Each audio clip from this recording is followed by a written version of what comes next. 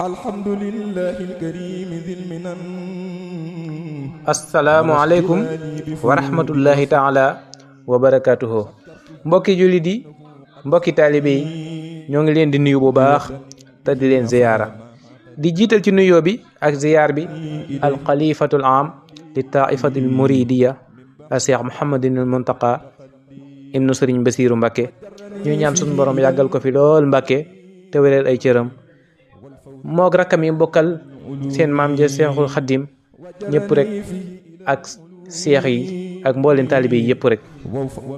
mbokk yi, xam ngeen ne def na ay bis ba Seex Muhammadul Muntaqa joxe ndigal ngir ñu ànd ji yeesalal liggéey jumaa ji. boobaak léegi kër kilifa yi di ñëw joxe seen hadiya. tey jii nag jàmbaar ju mag ñëwoon di jébbal si hadiyaam, kooku moo di sëriñ Seex Saalihu Mbàkke. ñu ñaan suñu borom yàggal ko fi lool Mbàkke te wéral ay cëram.